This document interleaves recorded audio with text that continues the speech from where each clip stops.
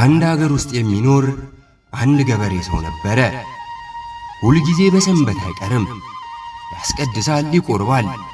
ወደ ቤተ ክርስቲያን ውስጥ ከገባ በኋላ የምዕመናን ማቆያ ጋር ቆሞ ሁል ጊዜ ፍጥጥ ብሎ ከመቅደሱ በስተቀኝ የተሳለችውን የድንግል ማርያም ስዕለ አድኅኖ ያያታል።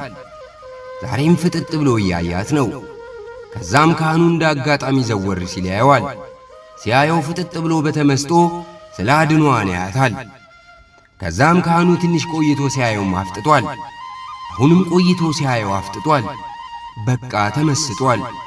ካህኑም በመደነቅ ወደ ምዕመኑ ሰውዬ ሄደና ምንድነው የምታየው ብሎም ጠየቀው።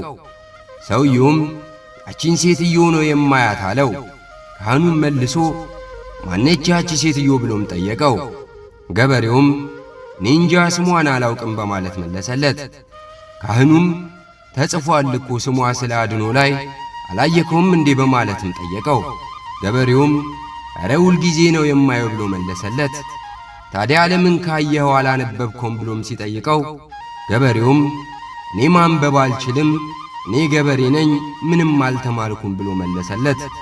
ካህኑም በመደነቅ ያቺ ሴትዮ ቅድስት ድንግል ማርያም ትባላለች፣ የፈጣሪያችን የአምላካችን የኢየሱስ ክርስቶስ እናት ናት አለው። ገበሬውም እኮ እኔም ገምቻለሁ፣ መላእክትን ትመስላለች። ካህኑም መልሶ ፈገግ አለና እሷ መላእክት አይደለችም፣ ሰው ነች፣ ግን ከፍጡራን ከኛ በላይ ነች፣ ከፈጣሪም በታች ነች እንጂ መላእክት አይደለችም፣ ግን የመላእክት እህት ናት አለው። ገበሬውም ታድለው ይቺን የመሰለች ተገኝቶ ነው አለው። ለእኔም እህቴ በሆነችም ብሎ በቁጭት በማዘን አንገቱን ሰበረ። ካህኑም ስለምን ትተክዛለህ? ለመላእክትስ እህት ነች፣ ላንተ እኮ እናት ነች አለው። ገበሬውም በእውነት በማለትም ጠየቀው። ካህኑም አዎ ለሁላችን እናታችን፣ አማላጃችን፣ ረዳት ምርኩዛችን እሷው ነች፣ እሷ እናታችን ነች፣ ላንተም እናት ነች አለው። ገበሬውም ደስ ብሎት ወይኔ ታድዬ ይችን የመሰለች እናት አገኘው፣ ስሟን ማን አልከኝ አለው በደስታ። ካህኑም መልሶ ማርያም ብሎ ነገረው። ገበሬውም ማርያም ማርያም ማርያም አለ። ካህኑም እኔ እምልህ ግን ለምንድነው ፍጥጥ ብለህ በተመስጦ የምታያት ብሎ በድጋሚ ገበሬውን ጠየቀው። ገበሬውም መለስ አደረገ። ሁልጊዜ ሳያት አዲስ ትሆንብኛለች፣ ለዛ ነው። ዛሬ አይቻት ነገ ሌላ ትሆንብኛለች፣ ነገ አይቻት ከነገ ወዲያ ሌላ ትሆንብኛለች።